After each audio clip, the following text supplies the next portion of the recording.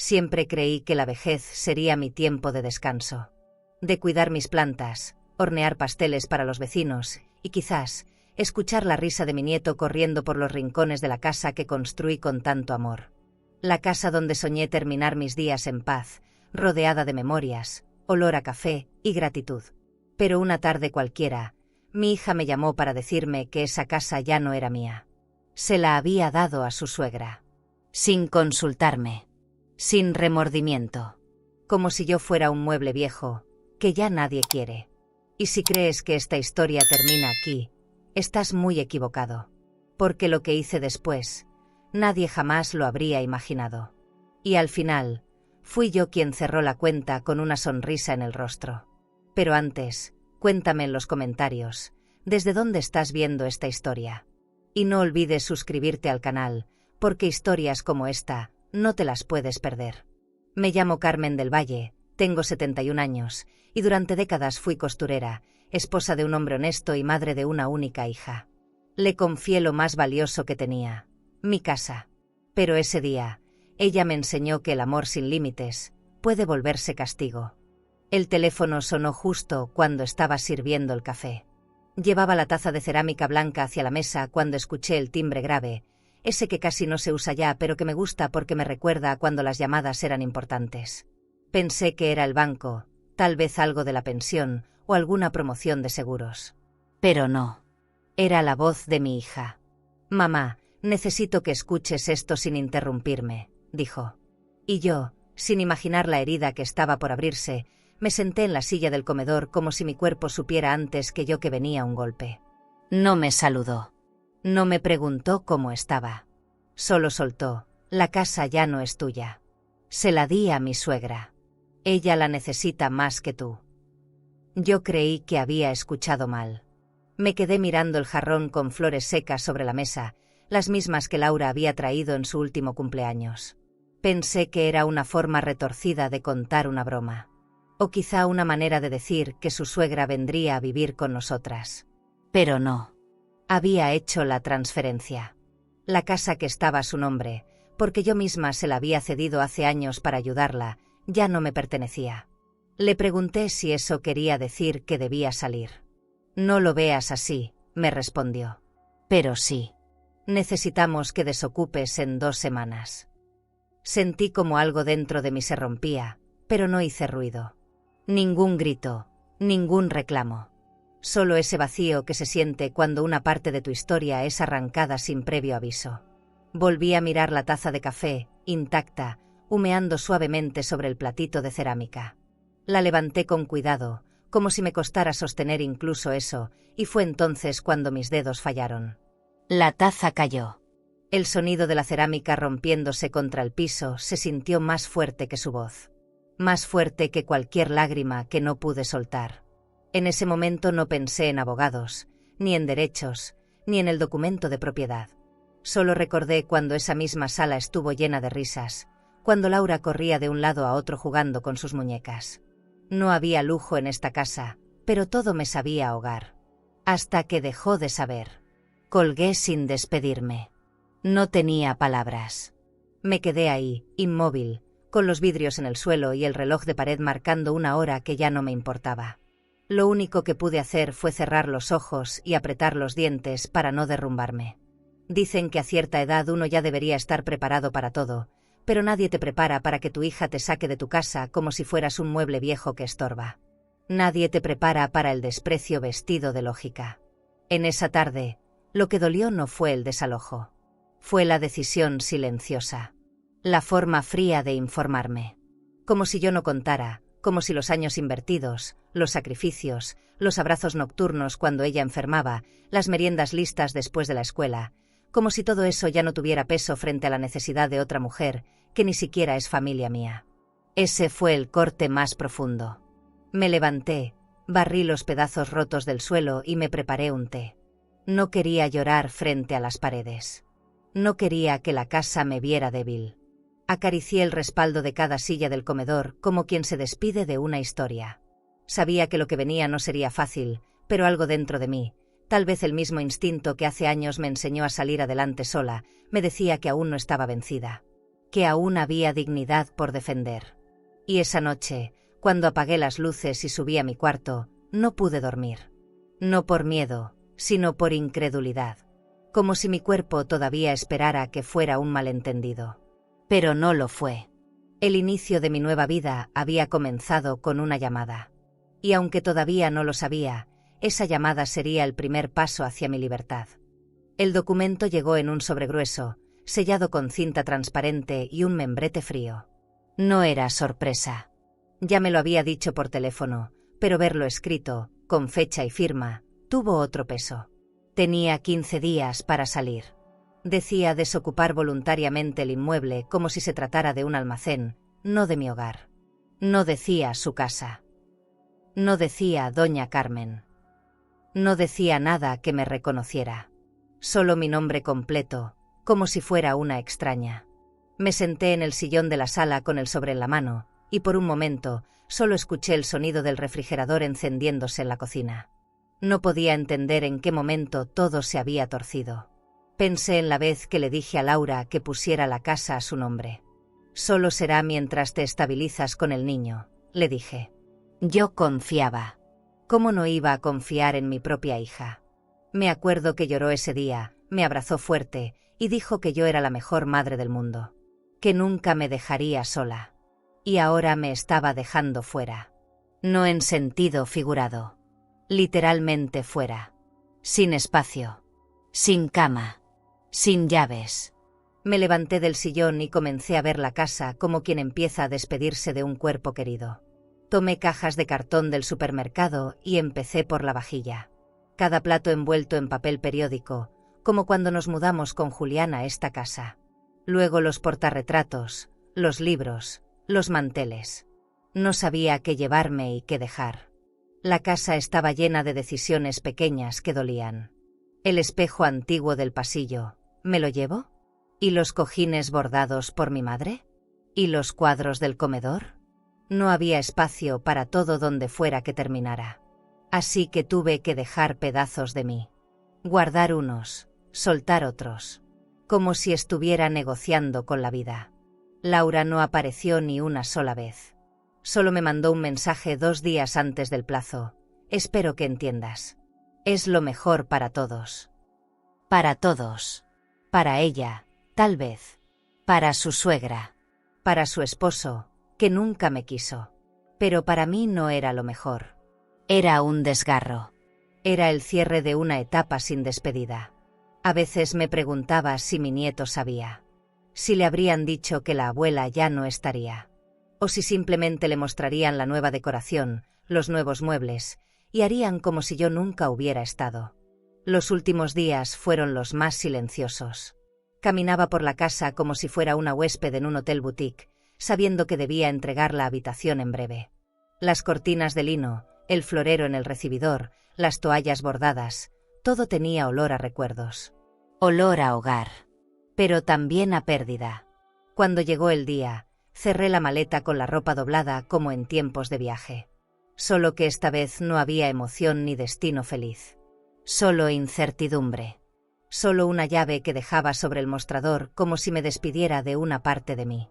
El chofer del taxi me miró con respeto cuando le dije que era mudanza. Me ayudó a cargar las cajas sin preguntar nada. Yo no dije a dónde íbamos. Solo le di la dirección del cuartito que había conseguido en una colonia lejana. Sabía que no tenía jardín ni ventana grande ni sofá mullido. Sabía que no iba a parecer hogar. Pero no tenía elección. Guardé silencio durante todo el trayecto, mirando por la ventana como quien observa su vida desde lejos. Lo único que pensé fue en cómo llegué a esto. Y en qué momento dejé de ser indispensable. Antes de salir, me detuve frente a la puerta de entrada. La toqué con la palma entera. La madera estaba tibia por el sol. Cerré los ojos y recordé a Julián cargando a Laura de pequeña, subiendo esas mismas escaleras. Recordé los cumpleaños, las navidades, las risas. Era como ver una película sin poder detenerla. Y entonces, sin llorar, di un paso atrás. Cerré la puerta con delicadeza. No con rabia. Como quien respeta lo que fue. Como quien sabe que, aunque te expulsen, Tu dignidad no se queda atrás. Y al escuchar el clic final de la cerradura, lo sentí. No era solo una puerta lo que se cerraba. Era mi historia lo que se me escapaba entre las manos. Y todavía no sabía cómo iba a escribir la que seguía. Lo primero que sentí al entrar fue el olor a humedad. No era fuerte, pero sí constante. Como si las paredes respiraran tristeza. El cuartito estaba al fondo de una vecindad silenciosa, con piso de cemento gris y una ventana diminuta que apenas dejaba pasar la luz. No había cortinas. Solo una colcha vieja tendida sobre una cama individual y una silla de plástico. El baño era compartido, y la dueña, una señora de voz ronca, me pidió el pago por adelantado en efectivo. No había contrato, no había promesas. Solo un lugar donde dormir sin molestar a nadie. Coloqué mis cajas en una esquina. Eran pocas, pero pesaban como si llevaran dentro toda una vida. No me senté de inmediato. Recorrí el cuarto con la mirada, intentando encontrar algo que me diera la sensación de hogar. Pero no lo había. Todo ahí era transitorio. Improvisado. Como yo. Saqué una manta bordada que me había acompañado desde que Laura era bebé. La puse sobre la cama, como quien cubre una herida con lo único que tiene. Me senté en la orilla, en silencio. No lloré. Solo respiré hondo y cerré los ojos un momento, sintiendo la falta de todo. Al día siguiente, caminé hasta el centro. Llevaba una pequeña canasta con pasteles que horneé en la estufa eléctrica que me prestó la vecina. Me coloqué en una banca junto al parque, con una tabla improvisada como mesa. El letrero decía Dulce Refugio, pintado a mano con marcador rojo. Al principio la gente pasaba sin mirar. Unos apurados, otros con desconfianza. Yo mantenía la cabeza erguida, aunque por dentro sentía que me estaba desnudando frente a extraños. Había trabajado toda la vida, pero nunca había vendido en la calle. Ese era otro tipo de vulnerabilidad. A media mañana, una señora se acercó. Tendría unos 50, elegante, con lentes oscuros y perfume caro. Tomó un pastelito, lo probó, y sin levantar la vista, dijo: «Usted no vivía en la casa con rejas negras, la del portón de madera y las macetas grandes». Sentí una punzada en el estómago. Asentí. No dije nada más. Ella soltó un «qué cosas» y se alejó. Yo solo seguí ahí, con las manos en el regazo. Me sentí expuesta, como si mis desgracias tuvieran letrero. Pero no me fui. Era lo único que tenía. Ese primer día vendí poco. Pero regresé al siguiente. Y al siguiente. Empecé a reconocer caras. La señora del pan, el señor de los seguros, la muchacha de la agencia de viajes. Gente con historias que no conocía, pero que de alguna manera me estaban sosteniendo sin saberlo. No me preguntaban nada personal. Solo compraban, agradecían y seguían su camino. Yo también agradecía. Cada moneda, cada gesto. No por el dinero, sino por la oportunidad de seguir de pie. De no desaparecer por completo. Empecé a cuidar más mi mesa. Compré una tela bonita para cubrirla, un florero pequeño con flores plásticas. Me puse un sombrero que tenía guardado desde hace años y un pañuelo en el cuello. Quería sentirme digna. A pesar del polvo, del sol fuerte, del ruido de los coches. A pesar de todo, necesitaba demostrarme que aún podía construir algo. Aunque fuera en una banquita, con una charola y 2 docenas de pastelitos caseros. Aunque nadie lo notara. Aunque a veces me doliera el cuerpo entero de estar sentada tanto tiempo. Una tarde, mientras recogía todo para irme, me detuve a mirar mi reflejo en una vitrina. Me vi distinta. No peor, pero sí desconocida. Con arrugas más marcadas, el cabello sin teñir, las manos más lentas. Pero también me vi firme. No vencida. Y por primera vez desde que todo empezó, sentí algo parecido a esperanza. No de que todo volviera a ser como antes. No. Esa ilusión ya no vivía en mí. Pero esperanza de que, con lo poco, podía comenzar de nuevo. Y esa noche, al volver al cuartito, abrí la ventana diminuta y dejé que entrara un poco de aire. Me senté en la cama con la manta sobre las piernas y cerré los ojos. No pensaba en Laura. No pensaba en la casa. Pensaba en mí. en cómo me estaba obligando a renacer sin saber si quería. Pero viva seguía. Y eso ya era mucho. Ese sábado llegué un poco más temprano al parque. Llevaba una nueva receta de pastel de nuez con miel que había perfeccionado durante la semana. El cielo estaba despejado, y el sol no pegaba tan fuerte todavía. Colgué mi mantel sobre la mesita, acomodé los pasteles, coloqué mi letrero y respiré hondo. Ya no me sentía tan fuera de lugar como los primeros días. Había algo en la rutina que me ayudaba a no pensar tanto. La gente pasaba, algunos saludaban, otros solo miraban. Pero yo ya me había acostumbrado a esa invisibilidad educada. No llevaba ni media hora cuando la vi. Era Gloria, la hermana de mi exesposo. Caminaba con su bolso de cuero colgado del brazo y unas gafas oscuras que no necesitaba. Se acercó con ese aire de superioridad que siempre tuvo, pero ahora amplificado. Su voz sonó con veneno disfrazado de cortesía. ¿Así que ahora vendes pastelitos en la calle? ¡Qué bajo has caído, Carmen! Me mordí la lengua. No porque me doliera lo que dijo, sino porque ya no tenía espacio para perder energía con gente como ella. Aún así, respondí, ¿y tú, qué vendiste para mantener tus apariencias? Me miró de arriba abajo como si yo fuera un mueble viejo tirado en la banqueta. Y se fue. No compró nada, claro. Solo vino a confirmar que la Carmen de antes ya no vivía en la casa con rejas de hierro y jardín con bugambilias. Me quedé quieta unos segundos, tragando esa sensación amarga que queda después de un golpe bajo. Pensé en levantarme e irme. Sentí esa voz interna que me decía: ya no tienes por qué aguantar esto. Pero no me moví. Acomodé las servilletas, reorganicé la bandeja y seguí vendiendo. Un rato después, se acercó un señor de traje beige y corbata azul. Muy educado, de esos que parecen haber salido de una oficina bancaria. Tomó un pastelito de manzana, lo probó ahí mismo y me dijo con una sonrisa sincera: estos pasteles tienen sabor a hogar, los hace usted sola. Asentí. No dije mucho. Agradecí. Él dejó el dinero exacto y me dio las gracias como si hubiera comprado algo valioso. A veces, una frase así vale más que una bolsa de diseñador. Me dio fuerzas que ni sabía que necesitaba.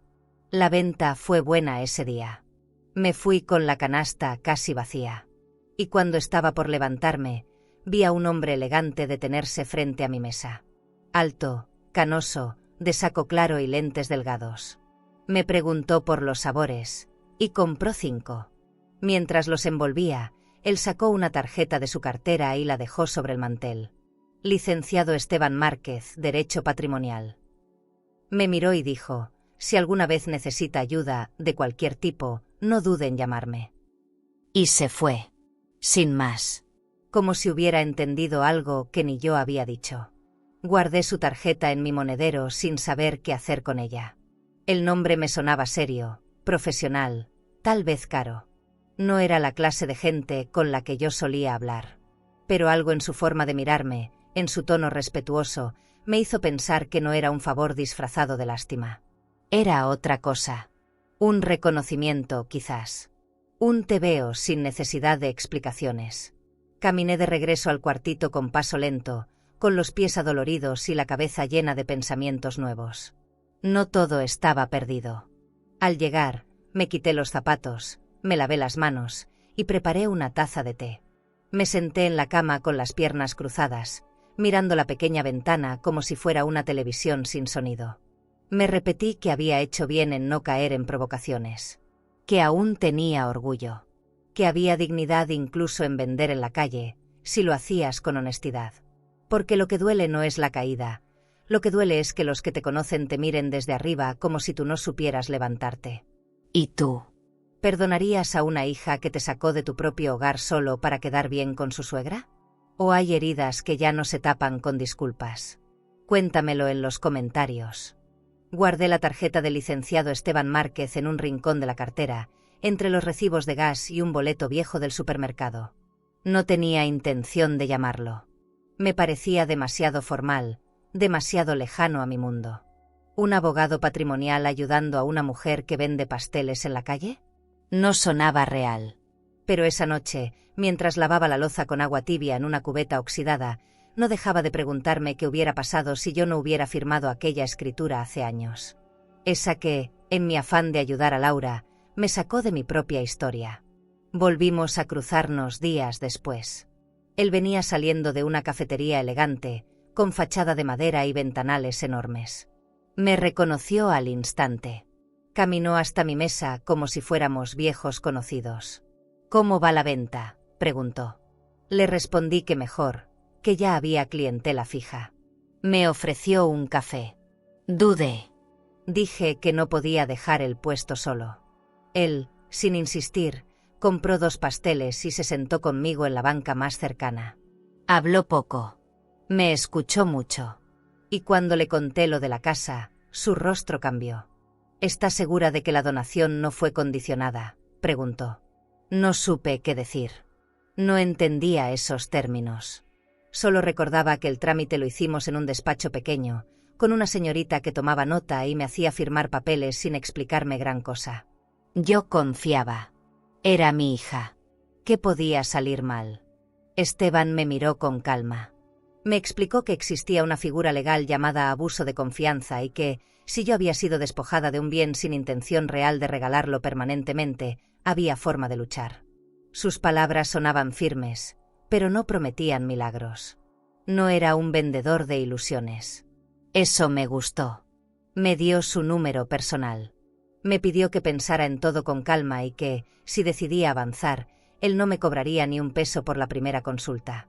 Acepté. No por desesperación, sino porque su voz no venía con doble fondo. Esa misma tarde, al cerrar la venta, fui a una papelería e imprimí las copias que tenía guardadas de la escritura, las cartas de Laura, algunos mensajes de voz. Todo lo que pudiera demostrar que esa casa nunca dejó de ser mía en espíritu, aunque en papel dijera otra cosa. Esa noche dormí poco, pero por primera vez no por tristeza. Al día siguiente, nos reunimos en un café modesto. Llevé todo en una carpeta color vino que tenía desde los tiempos en que trabajaba en la cooperativa de la escuela. Esteban revisó cada documento con paciencia, tomando notas en una libreta de cuero. Su lenguaje era técnico, pero no frío. Me dijo que veía base para un proceso, que no sería fácil, que Laura podía contraatacar, difamar, inventar, pero que si yo estaba dispuesta a resistir, él me acompañaría hasta el final. Lo miré a los ojos. No quiero venganza, le dije. Quiero justicia. Había algo en mí que se activó ese día. Una parte dormida, tal vez agotada, que volvió a levantar la cabeza. No era orgullo. Era algo más profundo. Era la necesidad de no desaparecer sin que alguien dijera «esto no estuvo bien». Porque cuando te arrancan algo así, tu casa, tu lugar, tu historia, lo mínimo que quieres es que el mundo lo sepa. No para castigar, sino para limpiar tu nombre. Para que, aunque sea en silencio, los que te juzgaron se cuestionen su juicio. Para que una mujer mayor no sea vista como un estorbo más. Volví al cuartito esa tarde con una mezcla rara de miedo y alivio. Sentí que estaba abriendo una puerta que no sabía dónde llevaba, pero que ya no podía quedarme parada frente a ella. El cuartito seguía igual, húmedo, frío, sin flores. Pero yo ya no era la misma que había llegado ahí semanas atrás. Cerré la puerta con cuidado, me serví una taza de leche caliente y encendí la radio bajito. Sonaba un bolero viejo. Cerré los ojos, y por unos minutos, recordé cómo se sentía tener esperanza sin culpa. Y así, sin decírmelo en voz alta, supe que había empezado a recuperar algo más que una casa. Estaba empezando a volver a mí. Esteban me citó en su despacho una semana después. Era un edificio discreto en una calle tranquila, pero por dentro todo brillaba. Muebles de madera oscura, alfombra gruesa, una cafetera automática que olía a oficina de alguien que está acostumbrado a ganar. Me ofreció agua mineral, pero pedí café. Me lo sirvió en una taza blanca sin logo y me hizo sentir que ahí no era una señora cualquiera, sino alguien que estaba empezando a recuperar voz. Sobre la mesa, había organizado mis documentos por secciones. Vamos a empezar con lo emocional, dijo. Eso también pesa, aunque no lo parezca. Me preguntó por los años vividos en la casa, los motivos para ponerla a nombre de Laura, los acuerdos, los silencios, los gestos que nunca quedaron por escrito. Recordé cómo ella llegó con mi nieto de apenas 4 años, después de separarse, sin trabajo ni dinero. Yo le ofrecí todo. Mi casa, mi cocina, mi cama si era necesario. Y cuando me pidió que hiciéramos el cambio de nombre, pensé que era una formalidad. Jamás imaginé que me lo quitaría todo con una sola firma. Contarle eso a Esteban me dolió más que recordarlo sola. Mientras hablaba, él anotaba en una libreta negra. Me interrumpía poco, solo lo necesario.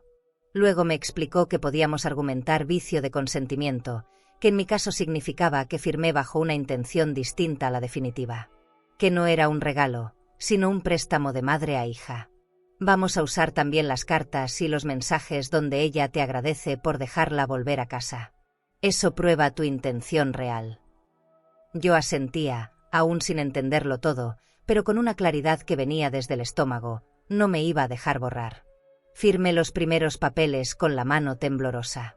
No de miedo, sino de vértigo. Era como saltar sin saber si habría red. Esteban me aseguró que no me cobraría por adelantado, que el caso valía más que el dinero. Esto es dignidad, Carmen. Y la dignidad no se cobra por horas. Sentí algo parecido a alivio, pero también rabia. Porque me di cuenta de cuántas veces había dejado pasar cosas por no querer pelear. Y ahora, a mis 71 años, me tocaba aprender a defenderme.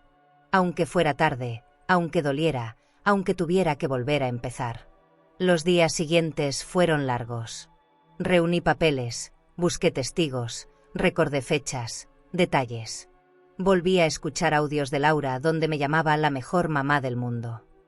Cada palabra era una espina, pero también una prueba. Algunas noches lloraba en silencio, con la cara hundida en la almohada. No por tristeza, sino por cansancio. Cansancio de ser fuerte, de tener que justificar mi existencia. Pero al despertar, me levantaba. Me ponía mi ropa más decente, me peinaba con esmero, y salía al parque con mi mesa de pastelitos. La vida no paraba solo porque yo estuviera en juicio. Esteban me llamó una tarde para avisarme que Laura ya había sido notificada. Su respuesta fue inmediata. Negó todo. Dijo que yo había cedido la casa por voluntad propia y que ahora estaba confundida. Que no estaba bien emocionalmente. Sentí una mezcla de indignación y lástima. No solo me quitó mi casa, ahora quería quitarme la lucidez. Pero no me sorprendió. La gente que no quiere aceptar su culpa siempre prefiere hacerte quedar como loca. Lo aprendí tarde. Pero lo aprendí. Ese mismo día, Esteban me advirtió que tal vez ella buscaría el modo de humillarme públicamente. Que me preparara para escuchar cosas dolorosas, incluso de familiares. Pero recuerde, doña Carmen, usted tiene verdad, y eso vale más que cualquier discurso elegante. Esa noche, mientras contaba el dinero de las ventas, pensé en lo lejos que había llegado sin darme cuenta. No tenía lujos, ni comodidades, pero tenía una meta. Y eso me sostenía como una columna por dentro. Todavía no sabía cuánto duraría el proceso, ni si realmente recuperaría la casa. Pero había algo que ya había recuperado, mi voz. Y esa voz ya no pensaba callarse. Empezaron a llegarme comentarios. Indirectas disfrazadas de preocupación, preguntas malintencionadas de gente que no había saludado en años. Dicen que andas en pleito con tu hija, qué feo terminar así, me dijo una vecina mientras compraba pan. Otras simplemente dejaban de saludar. Algunas, las menos, me miraban con compasión, como si yo fuera un animal herido. Me dolía más la vergüenza ajena que me querían imponer que el juicio en sí. Nadie preguntaba mi versión. Nadie recordaba que fui yo quien crió sola, quien cuidó, quien nunca pidió nada a cambio. Bastó una versión falsa para que todos se creyeran jueces. Esteban me lo había advertido. Va a intentar destruir su credibilidad, dijo. Y así fue. Laura empezó a decir que yo ya no estaba bien, que me costaba recordar cosas, que me contradecía, que necesitaba atención médica, no una casa. Y aunque su voz era dulce al hablar con otros, yo la conocía. Esa dulzura era su mejor máscara. Siempre supo cómo sonar convincente, cómo parecer víctima. Yo no era santa, pero nunca mentí. Y verla usar mi edad como argumento para invalidar mi historia, Eso fue una puñalada que no vi venir. Me enteré de que fue a visitar a varias tías con las que casi no hablábamos. Les dijo que yo estaba mal, que estaba manipulada por un abogado ambicioso. Incluso insinuó que yo quería hacerle daño por envidia. Envidia. Como si una madre tuviera que envidiar la vida de su hija. Nunca necesité una bolsa de diseñador, ni viajes caros, ni un club privado. Yo solo quería mi casa. Mi espacio. Mi paz. Pero ella había logrado que muchos pensaran que yo estaba obsesionada con lo material, cuando lo único que me dolía era su traición. Una mañana, Esteban llegó a la mesa con un sobre en la mano. Traía información que consiguió a través de un contacto. Me explicó que Laura, apenas un mes después de sacarme, había firmado una especie de acuerdo con su suegra. Le prometía la casa a cambio de un auto. No uno sencillo. Un sedán de lujo, nuevo, con placas recién registradas. Ahí estaba todo, el modelo, la factura, la fecha de transferencia. Sentí náuseas. No por el auto, sino por la facilidad con la que convirtió mi hogar en moneda de cambio. Ni una palabra, ni una explicación. Solo negocio. Me quedé sentada frente a Esteban en silencio. Él respetó el momento. Me ofreció un poco de agua, pero no quise. No me salían las palabras. Solo pensaba en cuántas veces la había defendido. En todas las veces que dije es buena, solo está confundida. Y ahora, todo eso se desmoronaba. No podía engañarme más. No había confusión. Había cálculo. Frialdad. Conveniencia. Me sentí una extraña en mi propia historia. Y eso fue más duro que cualquier papel legal. Esa tarde no fui al parque. Me quedé en el cuartito, sentada junto a la ventana. Pensé en mis padres, en lo que dirían si me vieran así. No por lástima, sino por la manera en que las cosas se deformaron. Siempre creí que la sangre pesaba más que el dinero, que los lazos familiares podían tensarse, pero no romperse. Pero ahí estaba yo, en un rincón de ciudad que nunca había pisado, viendo cómo mi hija elegía el prestigio sobre su propia madre. Y nadie parecía sorprendido. Como si fuera normal. Esa noche escribí una lista. No de cosas que quería recuperar, sino de lo que no quería volver a permitir. No quería volver a callarme por temor a incomodar. No quería seguir explicando por qué dolía tanto. No quería tener que justificar mi tristeza. Yo sabía lo que valía, aunque el mundo se hubiera olvidado. La traición de un hijo no se sana con terapia ni con tiempo. Pero se nombra. Y al nombrarla, deja de tener poder absoluto sobre una. Cuando me acosté, apagué la luz sin rezar. No por enojo con Dios. Solo porque esa noche no tenía palabras. Solo preguntas. El día de la audiencia llegó con un cielo gris. Me levanté temprano, planché mi blusa blanca, me puse el único pantalón que aún guardaba en buen estado y me recogí el cabello en un chongo bajo. Quería verme firme. No elegante, no rica, no joven. Firme. En el espejo, vi mi rostro cansado, los ojos con ojeras, pero la barbilla levantada. Esteban pasó por mí en su coche y no dijo mucho durante el camino. Solo puso una música instrumental suave. Yo agradecí ese silencio. A veces lo único que uno necesita es que alguien te acompañe sin hablar. El juzgado olía a desinfectante y a nervios. Había gente por todos lados, voces bajas, miradas cruzadas. Cuando vi a Laura, algo dentro de mí se paralizó. Venía con su abogado, vestida impecable, con un bolso de cuero brillante y tacones nuevos. Me vio de reojo, sin saludar. Como si yo fuera parte del mobiliario del lugar. Yo no me acerqué. No era momento de hablar. Nos sentamos en extremos opuestos de la sala, cada una con sus papeles, sus verdades y sus heridas. Me costaba verla así. Tan segura, tan fría, tan ajena. La audiencia comenzó puntual. El juez era joven, pero con mirada seria. Esteban tomó la palabra. Explicó cada documento, cada contradicción en la versión de Laura, cada audio, cada carta donde ella misma reconocía que la casa era temporal. Yo no hablé mucho. Solo respondí lo necesario. pero cada palabra me salía con el peso de los años. No estaba ahí para ganarle una batalla a mi hija. Estaba ahí para no perderme a mí misma. Para que alguien, por fin, dijera en voz alta que lo que me hicieron no era normal. El abogado de Laura alegó que yo tenía dificultades cognitivas propias de la edad. Cuando lo dijo, mi hija no lo corrigió. Bajó la vista, fingiendo incomodidad. Pero no dijo nada. Esa omisión dolió más que cualquier acusación. Esteban pidió la palabra para defenderme. Doña Carmen está aquí por su voluntad. Su memoria es clara y tiene pruebas suficientes para demostrar lo ocurrido. El juez pidió respeto y orden. Yo, en ese momento, respiré hondo y me dije, que pase lo que tenga que pasar.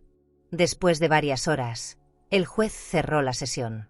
Aún no había sentencia, pero se ordenó una revisión más profunda del caso, incluyendo el análisis del acuerdo entre Laura y su suegra. Al salir, Laura se me acercó por primera vez. Su tono no era amable, pero tampoco agresivo. ¿Por qué haces esto, mamá? ¿Qué ganas con pelearme? La miré con calma. No estoy peleando contigo, Laura. Estoy defendiéndome de ti. Y eso es muy distinto. No respondió. Se alejó con su bolso de diseñador colgado del hombro como una bandera que ya no reconocía. Esa noche no cené. Solo tomé un té frente a la ventana abierta del cuartito. El aire entraba tibio, con olor a tierra mojada. No sentía victoria, pero sí una especie de orden interno. Como si, después de tanta confusión, las cosas empezaran a tomar forma. No sabía cuánto más faltaba. No sabía si ganaría. Pero ya no me importaba tanto eso. Lo importante era haber hablado. Haberme puesto de pie frente a quien había querido arrasar con mi historia. Dormí poco, pero profundo. Y al despertar, no pensé en Laura. Pensé en mí. En lo que me costó llegar ahí. En todo lo que aguanté por amor. Y en lo mucho que me había callado para no incomodar. Nunca más. ¿Y tú? ¿Qué duele más? ¿Que alguien te mienta, o que quien lo hace sea de tu propia sangre? Cuéntamelo en los comentarios, porque tal vez tu silencio también merezca ser escuchado. No esperaba que apareciera nada más. Ya habíamos entregado todo lo que teníamos: mensajes de voz, cartas, copias de la escritura, testimonios. Pero Esteban, tan meticuloso como siempre, me llamó un martes por la tarde. Encontré algo que podría cambiar el tono del juicio, me dijo. Pasó por mí al parque y fuimos directo a su despacho. Ahí, sobre su escritorio, había un sobredoblado, con mi nombre escrito en letra infantil. Lo reconocí de inmediato. Era de Emiliano, mi nieto. ¿De dónde salió esto?, pregunté. Estaba entre los archivos antiguos del cambio de domicilio. Nadie lo había visto. Lo abrí con manos temblorosas. Era una hoja de cuaderno, con bordes azules y dibujo de dinosaurios en la esquina. El texto decía: «Gracias, abuela, por dejarnos vivir contigo. Esta siempre será tu casa. Me gusta que huelas a pan». Me quedé en silencio largo rato. No pude leerlo en voz alta. Esteban lo tomó, lo fotocopió con cuidado y lo agregó al expediente.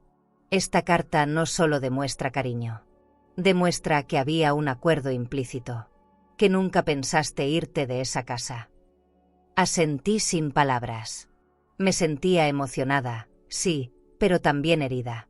Porque esa carta era un espejo pequeño y puro, y mi hija lo había ignorado. Durante la audiencia siguiente, Esteban presentó la carta como una prueba emocional, pero potente. El juez la leyó en voz alta. Nadie se movió. Laura apretó los labios, su suegra bajó la mirada, y el abogado de ella pidió un receso que no le concedieron. Yo solo escuchaba. No miraba a nadie. Cerré los ojos por un instante y dejé que esas palabras, escritas con crayón, tuvieran el peso que merecían. A veces, la verdad entra por los ojos, pero esa vez, entró directo al pecho. Después de la lectura, el ambiente cambió. Lo sentí. Como si alguien hubiera quitado un velo. El juez anotó algo en su libreta, pidió a ambas partes prepararse para la sentencia y fijó la fecha con voz firme. Esteban me tocó el brazo suavemente. No dijo nada, pero en sus ojos había algo que no había visto antes: certeza. No promesa, no garantía, certeza. Salimos del juzgado sin hablar mucho. Afuera, el sol pegaba fuerte y la calle olía a tacos y a papeles calientes. La vida seguía igual. Pero yo ya no. Ese día no fui a vender. Me fui directo al cuartito, me quité los zapatos y me senté en el piso. Saqué la carta de mi nieto otra vez. No quería que se arrugara, pero tampoco quería guardarla todavía. La dejé sobre la mesa, al lado del vaso con agua. Pensé en Emiliano. No tenía culpa de nada. Me preguntaba si alguien le había dicho dónde estaba yo, si extrañaba mis cuentos por las noches, mis pasteles con chispas de chocolate. O si simplemente le habían cambiado la historia. La abuela se fue, la abuela se enojó, o algo peor. Esa noche, me permití llorar un poco. No de tristeza, sino de limpieza. Como si necesitara vaciar algo dentro para poder volver a llenarlo. No quería sentir odio. Nunca lo quise. Pero sí necesitaba reconocer que había sido herida. No por extraños. Por la gente que un día dormía bajo mi techo. Y que ahora me veía como una carga. Me pregunté si algún día Laura entendería. Si algún día vería más allá de su ego, de sus justificaciones, de sus silencios convenientes. No por mí. Por ella. Porque vivir traicionando a quien te crió no puede traer paz. Dormí poco. Pero por primera vez en semanas, no soñé con gritos ni con puertas cerradas. Soñé con Emiliano. Con sus manos pequeñas tocando mi cara y diciéndome: abuela, huele a pan. Me desperté con ese eco en el corazón y, aunque sabía que faltaba mucho, sentí que algo se había acomodado dentro de mí. Como si la justicia hubiera empezado a recordar mi nombre. Y mientras el cielo clareaba y el bullicio de la calle empezaba a subir, decidí que ese día volvería a mi mesa de pasteles. No para ganar dinero, sino para recordarme a mí misma que seguía de pie. No supe si dormí bien esa noche o si simplemente pasé las horas con los ojos cerrados. Al día siguiente, me levanté con el cuerpo tenso, como si hubiera sostenido una piedra toda la madrugada. Me vestí sin pensar mucho: pantalón oscuro, blusa sencilla, zapatos bajos. No quería parecer frágil, pero tampoco disfrazarme. Esteban me había dicho que la sentencia saldría esa mañana. Me pasó a buscar en su coche como siempre. Íbamos en silencio. Él manejaba con la mano firme sobre el volante, y yo apretaba mi bolso como si ahí llevara algo más que papeles. El juzgado estaba menos lleno de lo habitual. Nos citaron temprano. El juez no hizo introducciones largas. Leía el documento en voz alta con tono técnico, sin emociones, como si no supiera que lo que estaba diciendo podía partirle la vida a alguien. Pero yo escuchaba cada palabra como si fueran cuchillos o caricias. Hasta que dijo: el inmueble vuelve legalmente a la señora Carmen del Valle. Sentí que me aflojaban las piernas. No lloré. No moví un músculo. Solo me quedé mirando un punto fijo de la pared. Luego agregó: además, se fija una indemnización de $50.000 por daño moral. Esteban se acercó y me tomó la mano. La apretó con fuerza. Yo seguía inmóvil. Escuché el resto: el bloqueo inmediato de las cuentas bancarias de Laura, la orden de notificación a la oficina de impuestos, la instrucción de recuperar las llaves por vía legal. Cada palabra me parecía extraña. Como si hablara de otra mujer. Pero no. Era yo. La señora que vendía pasteles en una banca del parque. La que dormía en un cuarto húmedo. La que su propia hija había tratado como basura. Esa mujer había ganado. Laura no estaba en la sala. Su abogado sí. No dijo mucho. Se limitó a recibir la copia de la sentencia y salir sin mirar a nadie. Yo no tenía rabia. Ni satisfacción. Solo una sensación profunda de silencio. No quería gritar, ni celebrar, ni llamar a nadie. Quería sentarme. Respirar.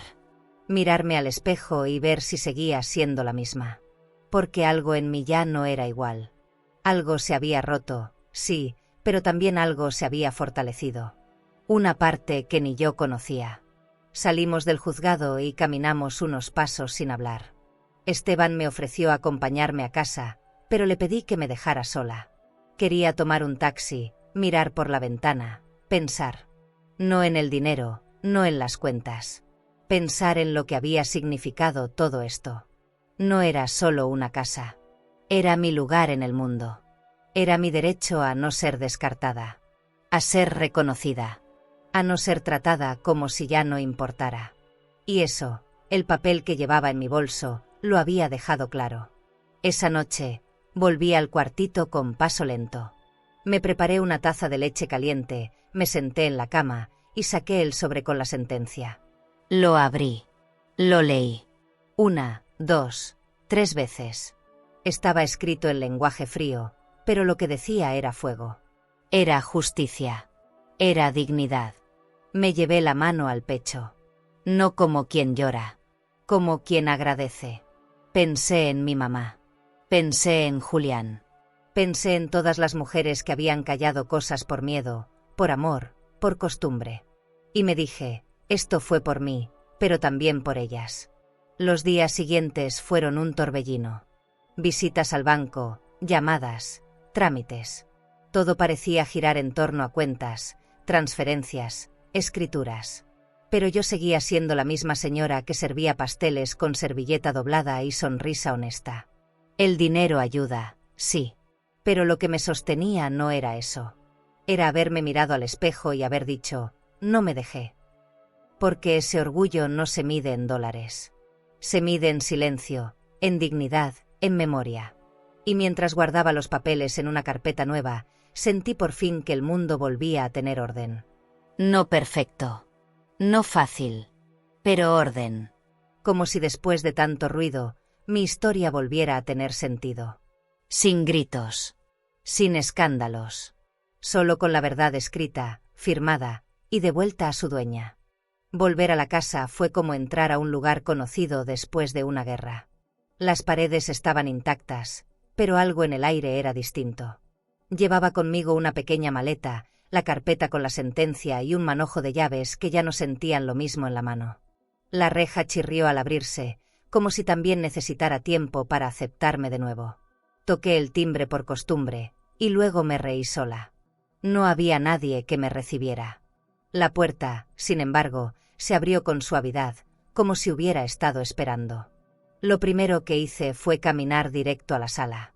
Ahí estaba el espejo antiguo, las cortinas que yo misma mandé a coser hace más de 10 años, el sillón que Julián insistía en mantener, a pesar de estar gastado. Me senté ahí. Cerré los ojos. No lloré. Solo dejé que el cuerpo recordara. Los sonidos, los olores, hasta el rechinido de la madera bajo mis pies. Todo seguía igual. Y, sin embargo, yo ya no era la misma. Había envejecido 10 años en 3 meses. Pero también me había vuelto otra mujer. Una que ahora sabía decir que no. Pasé los siguientes días limpiando. No por necesidad, sino por cariño. Quité polvo, lavé los vidrios, abrí todas las ventanas. Compré flores frescas, de esas que huelen a domingo. Cambié la ropa de cama, lavé los cojines. Fui al mercado y elegí con calma lo que pondría en la despensa. Nada caro. Solo cosas que me recordaran que esa era mi casa otra vez. Pinté una de las paredes del comedor. Usé un color cálido, acogedor, que diera luz. Quería que el lugar respirara. Que me hablara. Que me dijera, ya puedes quedarte. Un día, mientras barría el porche, una vecina se acercó. Traía un pastel de durazno en las manos. Quise darte esto, me dijo. Te lo mereces. No hablamos mucho. Se sentó conmigo un rato, me preguntó si necesitaba algo. Yo le dije que no, que solo quería silencio y tiempo. Y ella lo entendió. A veces, una sola persona devolviéndote la mirada sin juicio puede curar lo que muchas otras destruyeron. Me sentí vista. No como víctima.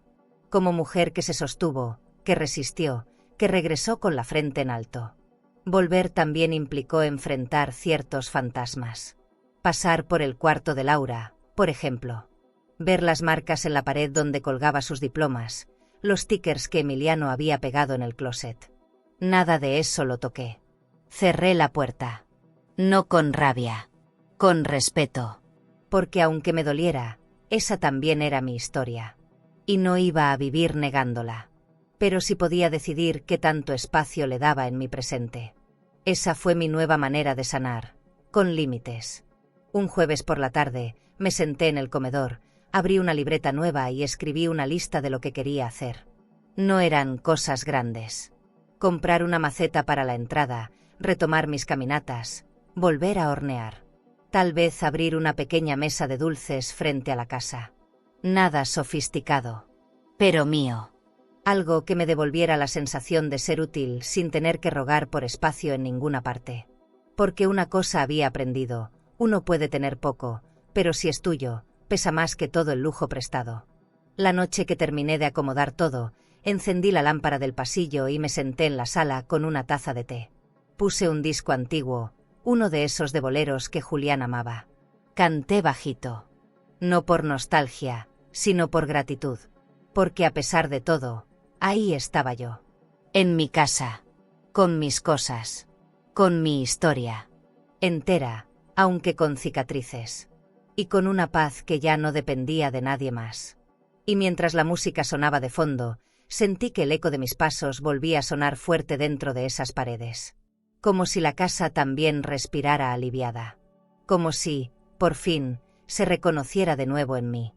El primer domingo que desperté sin escuchar ruidos ajenos fue también el día en que decidí adoptar. No personas, no recuerdos, un perro. Fui al refugio municipal con una bolsa de pan dulce y la esperanza de encontrar algo que no supiera hablar, pero que sí supiera acompañar. Vi varios, pero hubo uno que se quedó mirándome sin moverse. Tenía el pelo ralo, una oreja caída y una mancha blanca en el lomo. Ese se llama Valiente, dijo el encargado. Sonreí sin pensarlo. Ese nombre ya decía todo. Lo llevé a casa ese mismo día. Valiente se adaptó en menos de una semana. Se echaba junto a mí cuando horneaba, dormía a los pies de mi cama y me seguía al porche cada vez que salía a barrer. No ladraba mucho. Solo cuando alguien pasaba demasiado cerca del portón. Yo también me había vuelto así, silenciosa, pero atenta. Lo alimentaba con esmero, le compré una cama mullida y hasta un collar de cuero. Por primera vez en mucho tiempo. Antes de continuarmos, si esta historia te está emocionando y quieres seguir acompañando relatos llenos de vida, dolor y transformación, no te olvides de suscribirte al canal. Aquí, cada historia tiene alma, y tal vez, alguna te ayude a sanar algo que ni sabías que seguía dentro de ti. Haz clic en suscribirse, y sigue este camino con nosotras.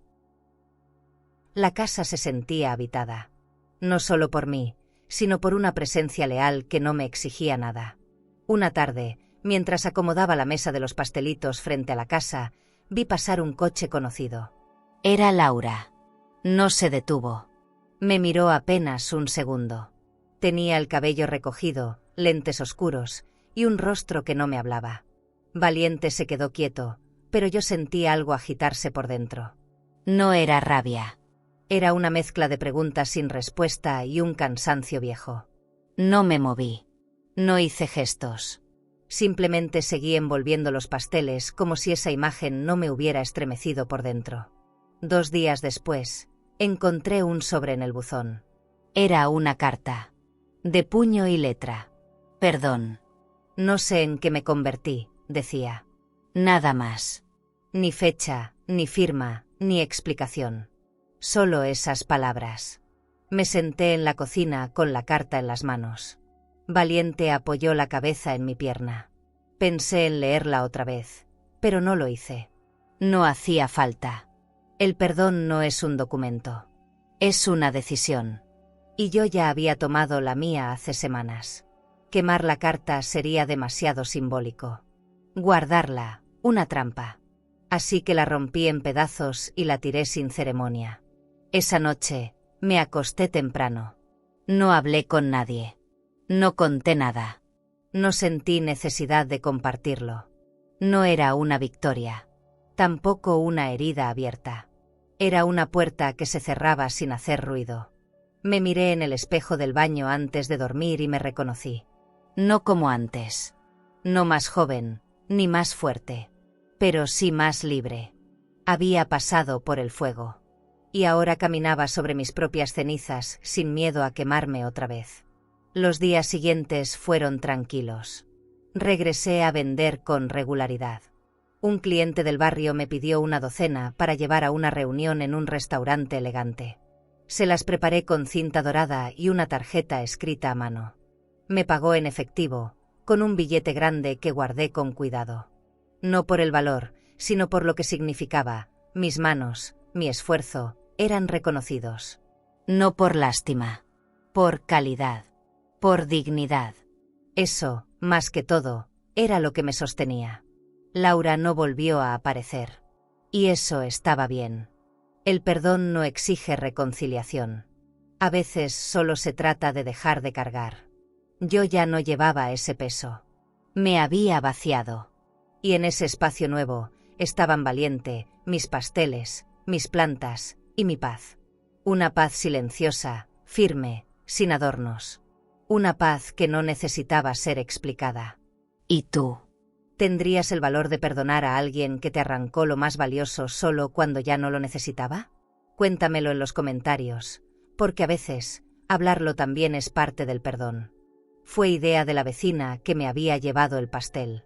Me dijo que por qué no habría una mesa fija frente a la casa, bien arreglada, con toldo, mantel bonito y cartel nuevo. Al principio dudé. Pensaba que los pastelitos eran solo un medio para sobrevivir, no un negocio. Pero ella insistió. Lo haces con amor, Carmen, y eso se nota.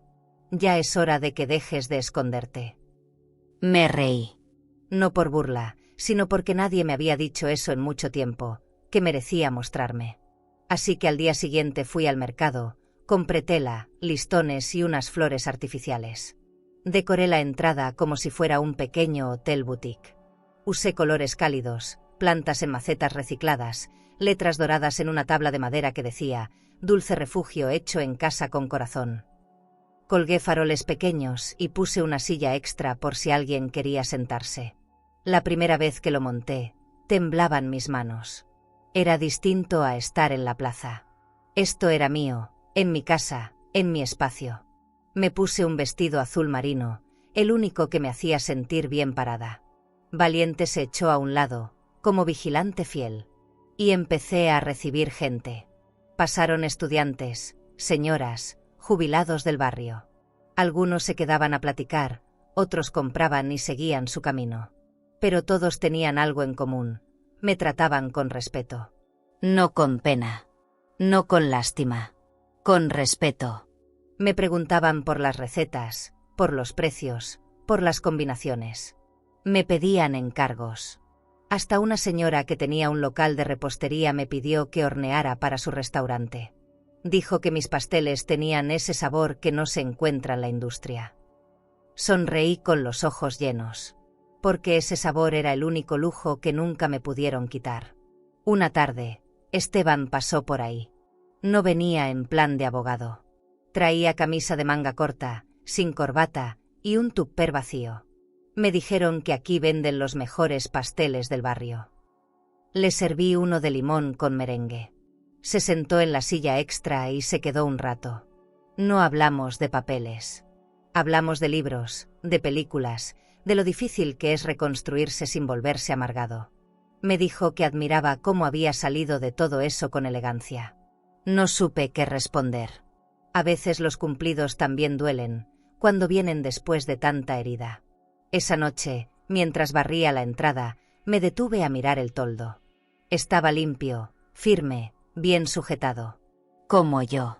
Y pensé que esa era mi nueva forma de habitar el mundo, a la vista. Ya no desde un rincón. Ya no pidiendo permiso. Porque cuando una mujer aprende a ganarse el respeto sin gritar, ese respeto dura más que cualquier disculpa vacía. Empecé a escribir nuevas recetas en una libreta. No por obligación. Por gusto. Por mí. No por demostrar nada. Solo porque merecía volver a crear. Recibí mensajes de antiguos conocidos. Algunos querían visitarme, otros solo preguntaban si ya estaba mejor. No respondí a todos. No por rencor, sino porque entendí que no todo el mundo merece volver cuando ya aprendiste a vivir sin ellos. A veces, La paz también se cuida poniendo distancia. Me enfoqué en las personas que sí se habían quedado. En las que, sin pedir nada, me ofrecieron compañía, palabra o simplemente presencia. Porque el cariño real nunca exige explicación. En ese ritmo nuevo encontré un equilibrio. Dormía mejor, comía con más calma, hablaba sin miedo. Ya no me sentía una carga. Ya no tenía que justificar cada paso que daba. Volví a poner música en la casa, a regar mis plantas con atención, a ver las noticias sin sentirme fuera del mundo. No tenía grandes planes, ni necesitaba hacer cosas extraordinarias. Solo quería vivir tranquila, sin sobresaltos. Y eso, después de todo lo vivido, era el mayor privilegio. No sabía si lo que tenía era definitivo. No sabía si algún día volvería a doler. Pero por ahora, esa nueva vida tenía sabor a hogar. Y a dignidad servida en bandeja. Nunca pensé en hacer fiesta. La edad ya no me parecía un motivo. Pero fue idea de Mariana, la muchacha que siempre me compra pastelitos para sus nietas. Doña Carmen, hay que celebrar que está viva, que está bien y que está en su casa. Me reí al principio, pero algo dentro de mí sintió que tal vez sí, tal vez era tiempo de celebrar algo. No con lujos ni con música escandalosa. Con las personas que me habían tendido la mano sin pedir nada. Con los que me vieron en el suelo y no se alejaron. Preparé una mesa larga en el patio. Puse manteles blancos, compré flores frescas y saqué la vajilla de porcelana que no usaba desde que Julián vivía. Horneé con esmero, 3 pasteles, galletas de mantequilla y panecillos rellenos. Puse música de tríos, bajita, como fondo. La casa olía a azúcar y a vida. Mariana trajo una garrafa de agua de Jamaica, otro vecino me ayudó con las sillas, y una señora mayor me regaló una bandeja de plata antigua que había sido de su madre. Me emocionó más de lo que quería mostrar. Era un símbolo. De respeto. De pertenencia. Llegaron unas 12 personas. No muchas. Pero todas con rostro sincero. Nadie vino por compromiso. Vinieron porque querían. Y eso, después de años de hipocresías, valía más que un salón lleno. Esteban también vino. Trajo una botella de vino tinto y una caja de madera con té importado. Para que siga celebrando cuando esté sola, me dijo. Lo miré y solo pude decir, gracias por haber creído en mí cuando ni yo podía. Me abrazó con respeto, sin doble intención. Y en ese abrazo se me fue una parte del dolor que aún arrastraba. Comimos, reímos, hablamos de todo y de nada. No hubo brindis formal ni discurso. Solo momentos. Uno tras otro. De esos que uno quisiera guardar en una caja. Vi a Mariana bailando con don Rogelio, a Valiente dormido bajo la mesa, al nieto de la vecina sirviendo galletas con una servilleta en el hombro como si fuera mesero. Y me vi a mí, ahí, sentada, en mi casa, celebrando no por el número, sino por haber llegado viva y digna a ese número. Porque hay cumpleaños que son más que edad. Son renacimiento. A la mitad de la tarde, el cielo se nubló un poco y el aire se volvió fresco. Corrí a sacar unas cobijas y ofrecí café caliente. Nadie se fue. Se quedaron ahí, envueltos en charlas, en pequeños silencios cómodos. Me senté en mi silla favorita, la que da directo al jardín, y observé todo. Esa escena no era perfecta, pero era mía. Y eso bastaba. Cerré los ojos un momento, solo para grabar la imagen en mi cabeza. Porque sabía que no todos los días serían así. Pero ese ya nadie me lo quitaba. Cuando la gente empezó a irse, cada quien dejó algo. Un abrazo, un comentario, una mirada que decía más que 1000 palabras. Me ayudaron a levantar las cosas, a lavar los platos, a recoger las flores caídas. Me dijeron gracias como si yo les hubiera hecho un favor. Y tal vez sí. Tal vez el simple hecho de seguir viva con dignidad ya es un acto que se agradece. Me sentí cansada, sí, pero no vacía. Todo lo contrario. Había algo dentro que me decía, ya no estás sola. Aunque estés sola. Esa noche, al guardar la bandeja de plata y apagar las luces, pasé por el espejo del pasillo. Me miré con detalle. Los ojos más claros, la piel más marcada, pero con un aire nuevo. Uno que no recordaba haber tenido nunca. Dije en voz baja: «Feliz cumpleaños, Carmen». Y me lo creí. Porque por fin no lo decía desde la costumbre, sino desde el orgullo de haber sobrevivido sin perderme. Apagué el último foco y me fui a dormir con el corazón en silencio. No vacío. En silencio, como cuando todo está en su lugar. No la esperaba. Ni en ese momento ni en ningún otro. Pero una mañana de lunes, cuando ya estaba por sacar los pasteles al toldo, escuché 3 toques suaves en la puerta. No eran golpes apresurados, ni tampoco el timbre que uso para los clientes. Me asomé por la reja y la vi. Parada ahí, más delgada, encorvada, con la misma bolsa color vino que usaba cuando iba a misa. Era ella. La suegra de Laura. La mujer que, sin tocarme ni una sola vez, ocupó mi casa como si fuera suya. Su rostro no mostraba desafío. Mostraba algo más, derrota, quizá. Abrí despacio. No por miedo, sino por respeto a mi propio silencio. Ella levantó la vista apenas. Sus ojos estaban hundidos, sin maquillaje, como si el tiempo hubiera decidido no tener más paciencia con ella. No saludó con palabras, pero su gesto fue claro. Tenía algo que decir. La invité a pasar. No a la sala, ni a la cocina. A la entrada, donde apenas cabíamos de pie entre el perchero y la mesa del teléfono. Ahí, sin sentarnos, comenzó a hablar con una voz que no parecía suya. Dijo que no venía a justificar nada, solo a reconocerlo todo. La escuché en silencio. Habló de cómo Laura la había convencido de que yo me había ido por voluntad, que ya no quería la casa, que prefería estar sola. Me dijo que creyó en eso porque quiso creerlo, porque necesitaba un lugar, y porque era más fácil pensar que una señora mayor había regalado su espacio que imaginar que la habían sacado. Me confesó que no durmió tranquila ni una sola noche en esa casa, que a veces creía oír mis pasos, que evitaba usar mis tazas, que no se atrevía a cambiar los cuadros porque sentía que yo seguía ahí. Cuando terminó de hablar, no respondí de inmediato. Fui a la cocina, preparé 2 cafés y regresé con las tazas sobre una bandeja de cerámica. Se la ofrecí sin mirarla directamente. No le guardo odio, le dije.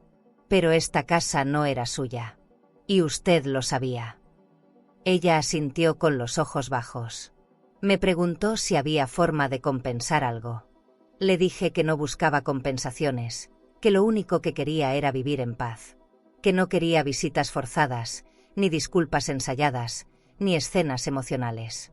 Solo claridad. Y que esa claridad ya la tenía. La mujer se quedó unos minutos más.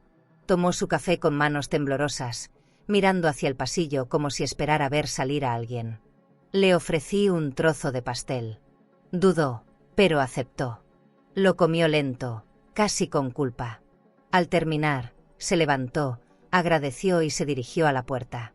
No sé si algún día me perdone, dijo al salir.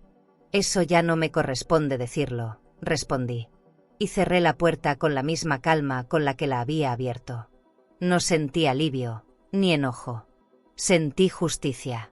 Y la justicia, a veces, es solo una conversación incómoda que llega tarde. El resto del día transcurrió con normalidad. Vendí bien. El cielo estuvo claro y corría una brisa suave que movía las cortinas del ventanal como si danzaran. Mariana pasó a saludar, me trajo unas flores del mercado y me preguntó si necesitaba ayuda para el sábado. Le dije que no, que quería estar sola un par de días. Me comprendió con solo mirarme. Esa mujer, que apenas conocía desde hacía unos meses, sabía más de mi dolor que muchas personas con las que compartí sangre. La vida tiene formas extrañas de compensar, pensé. Por la noche, mientras regaba las plantas, Valiente salió y se echó junto a mí. Miramos la calle en silencio. Había una calma en el ambiente que no recordaba haber sentido desde hacía mucho. No por ausencia de problemas, sino por orden interno. Pensé en lo que había ocurrido esa mañana, en cómo una simple visita podía remover tanto, y en cómo yo había cambiado. Antes, esa escena me habría hecho temblar. Ahora solo me hizo reafirmar que era dueña de mis decisiones, que esa casa, ese silencio y esa paz eran míos, no porque alguien los devolvió, sino porque yo los recuperé. Guardé la bandeja, apagué las luces y subí a mi cuarto. Me senté en la cama con una manta sobre las piernas. No abrí el celular. No vi noticias. No hice planes. Me limité a sentirme viva. Completamente viva. Con todo lo que eso implica: memoria, cicatrices, dulzura y firmeza. Pensé en escribir en mi libreta algo sobre el perdón, pero no lo hice. No todas las verdades necesitan quedarse en papel. Algunas basta con vivirlas. Y así, entre el aroma a tierra mojada del jardín y la respiración tranquila de Valiente, cerré los ojos sabiendo que aún quedaban cosas por cerrar, pero ya ninguna me quitaba el sueño. Esa tarde me senté frente a la ventana del cuarto con una libreta nueva y un bolígrafo de tinta azul. El cielo estaba limpio, sin nubes, y el silencio dentro de la casa era tan puro que podía escuchar mis propios pensamientos rebotando contra las paredes. Tomé aire y empecé a escribir. Querida Laura, puse. Luego me detuve. No supe qué venía después. ¿Le hablaba como madre? ¿Como mujer herida? ¿Como alguien que ya no esperaba nada? Dejé la pluma sobre la mesa por un momento y cerré los ojos. La imagen de su infancia me golpeó. Las trenzas, sus dibujos torcidos, los abrazos. Volví a tomar la pluma. Escribí que me dolía. Que sí, todavía dolía. Aunque me viera entera, aunque ya hubiera recuperado la casa y la dignidad. Le dije que no entendía su frialdad, que nunca supe en qué momento dejó de verme como su madre y comenzó a verme como un estorbo. Le conté que me costó horrores volver a mirar mi reflejo sin sentir que era una sombra. Que la traición más cruel no fue haberme sacado de la casa, sino haberlo hecho sin mirar atrás. Sin una sola lágrima. Sin un temblor en la voz. También le escribí que ya no esperaba nada. Que no necesitaba explicaciones, ni disculpas, ni devoluciones. Que lo único que buscaba era paz. Que me había reconstruido con mis propias manos, con harina, mantequilla y paciencia. Que lo que ahora tenía, por poco que fuera, era mío. Que la dignidad, cuando se recupera con esfuerzo, se vuelve innegociable. Le conté de Valiente, de mi toldo, de la mesa blanca con flores que cada mañana colocaba con cuidado. Le dije que en ese rincón del mundo, por fin me sentía suficiente. Hubo un momento en que pensé en cerrar la carta con un te perdono. Pero no lo hice. Porque no me nacía. Porque el perdón, cuando es verdadero, no necesita escribirse. Ya estaba en mis acciones. En no buscarla. En no hablar mal de ella. En no haber contestado su carta anterior con odio. Guardé la pluma. Leí lo escrito una vez más.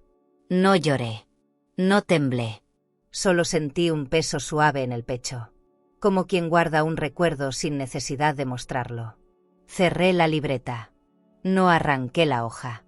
No la rompí. La dejé ahí. Quietita. Bajé a la cocina, puse agua a hervir y preparé un té de manzanilla. Afuera, los árboles se movían con un viento discreto, casi educado. La casa estaba en paz. Y eso, pensé, ya era suficiente para seguir. Dejé la taza sobre la mesa y acaricié a Valiente detrás de la oreja. Él se acomodó a mis pies como si supiera que algo había sanado dentro de mí. No dije nada. No hacía falta. Hay decisiones que se toman en silencio y que, aún así, marcan un antes y un después.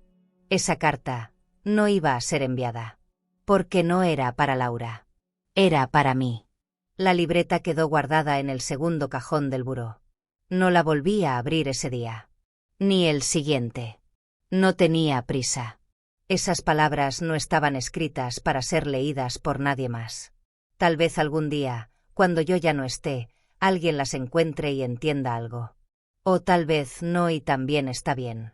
Lo importante era que ya no necesitaba que mi dolor fuera validado. Ya no buscaba ser comprendida.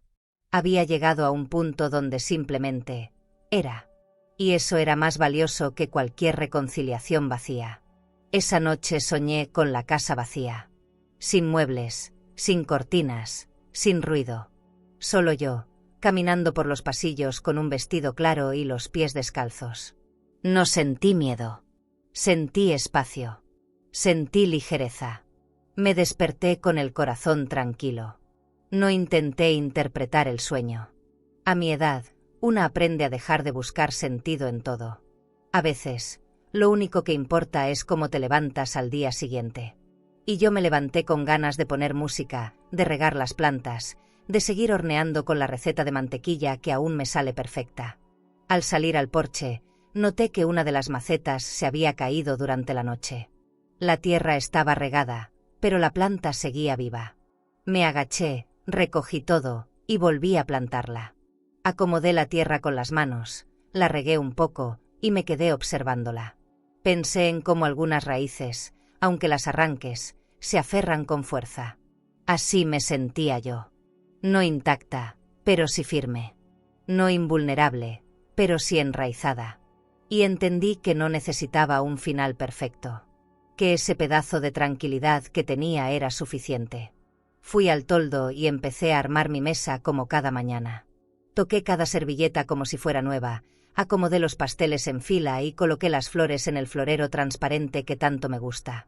Puse la tetera en el rincón derecho y respiré hondo. El olor del pan recién horneado llenó la entrada. Y supe que aunque el pasado siempre estaría ahí, ya no gobernaba mi presente. Ese día era mío. Y con eso me bastaba. Volví a la cocina y puse una canción suave en el radio. La casa se llenó de notas tranquilas, como si cada rincón supiera que por fin había tregua. Abrí una de las ventanas del pasillo y dejé que el aire fresco entrara sin permiso.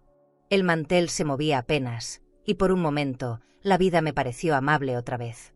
No grandiosa, no ruidosa. Amable.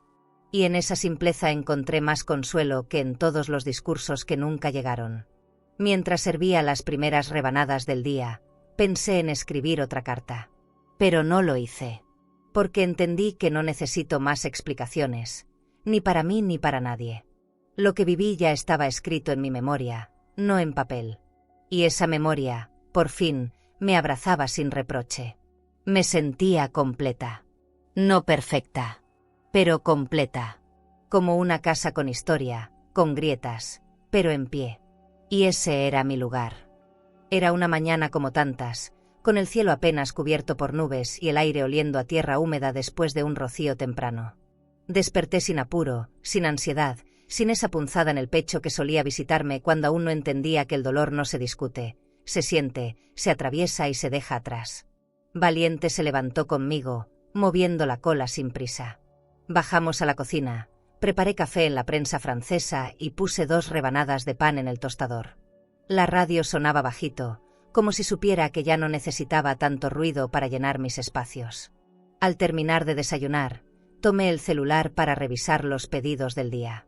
Tenía 4 encargos para entregar en la tarde, todos de clientes habituales. Fue entonces cuando vi la notificación del banco. Depósito recibido, última transferencia judicial. Me quedé mirando la pantalla sin moverme. No lo esperaba, al menos no ese día. No con ese silencio. Abrí la aplicación, revisé los movimientos, y ahí estaba, los últimos $8,750 de la indemnización. El total ya estaba completo. Sin reclamos, sin disculpas, sin drama. Una transacción limpia. Fría. Final. Me levanté, caminé al comedor y dejé el celular sobre el mantel. Encendí la lámpara del rincón y me quedé un rato viendo cómo la luz dibujaba formas sobre la pared. Recordé todas las veces que lloré en ese mismo lugar. Las veces en que me sentí traicionada, desechada, reemplazada. Y ahora, todo eso se sentía lejos. No ausente, pero sí mudo. Como una fotografía vieja que ya no duele mirar. Fui a la ventana, abrí de par en par y respiré. No había ruido de coches.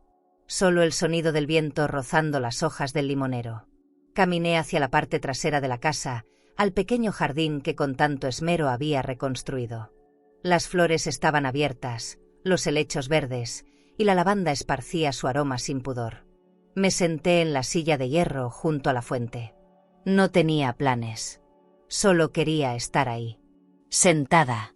Viva. Completa. Miré mis manos. Ya no me avergonzaban las arrugas ni las manchas. Eran prueba de lo que había trabajado, lo que había sostenido, lo que había soltado. En esas manos, mi vida había encontrado forma. No perfecta. Mía.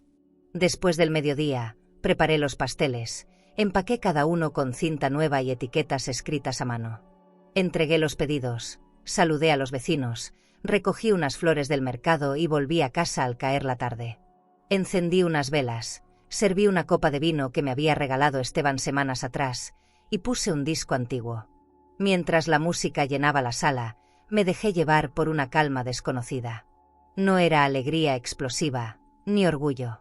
Era una paz que venía desde muy hondo, de un lugar donde antes solo había miedo y decepción. Caminé hacia la sala, tomé el celular una vez más y abrí la app del banco. Observé el saldo. Lo leí en voz baja. No por el dinero, por lo que representaba. Justicia. Reconocimiento. Cierre. Respiré hondo, presioné el botón de cerrar cuenta conjunta que aún compartía con Laura desde hacía años, y el sistema confirmó la operación con un pequeño sonido. Un clic. Pequeño. Pero en mi alma sonó como un portazo necesario. Dejé el celular a un lado y sonreí. Me reí. No de burla. Me reí de alivio, de fuerza, de saber que esa página ya estaba escrita. Valiente se subió al sofá y se recostó en mi regazo. Lo acaricié sin decir nada. Afuera, las luces de los postes se encendían una a una. El cielo empezaba a oscurecerse, y con él también se cerraba un capítulo de mi vida que me arrancó mucho, pero no pudo quitarme la esencia. Porque la dignidad, cuando uno la elige, se vuelve escudo. Y yo la había elegido. No como venganza, como forma de existir. Pensé en Laura. No con odio, con humanidad. Tal vez algún día se enfrente con su reflejo y sienta lo que yo sentí. Vergüenza, pérdida, despertar. Pero eso ya no era mío. Yo no era su juez, ni su sombra, ni su deuda. Era su madre. Y fui también la mujer a la que intentó borrar, sin saber que hay raíces que florecen incluso en el concreto más duro. Encendí la lámpara del porche, me serví una segunda copa de vino y me senté en la mecedora a mirar el cielo. No esperaba respuestas, ni milagros, ni recompensas. Solo quería terminar ese día con la certeza de que todo lo que viví me trajo hasta aquí. A esta casa. A esta calma. A esta versión mía que, por fin, no tiene que explicarse ante nadie. Y ahí, con el aire fresco acariciándome la piel, el sonido lejano de un radio en otra casa, y Valiente respirando profundo junto a mí, dije en voz baja, pero firme. Me reí y cerré la cuenta. ¿Alguna vez te quitaron algo que habías construido con tus propias manos? ¿Te hicieron sentir como si ya no tuvieras lugar en tu propia historia? Si alguna vez te sentiste rechazada, olvidada o desplazada por alguien que debió haberte cuidado, por favor, no dejes que eso defina quién eres. Tú no eres una carga. Tú eres raíz, eres cimiento, eres historia viva. Eres la risa que sostuvo a tu familia, la voz que alguna vez calmó el llanto de un hijo. El abrazo que siempre esperaron, y que, aunque hoy no valoren, el mundo aún necesita.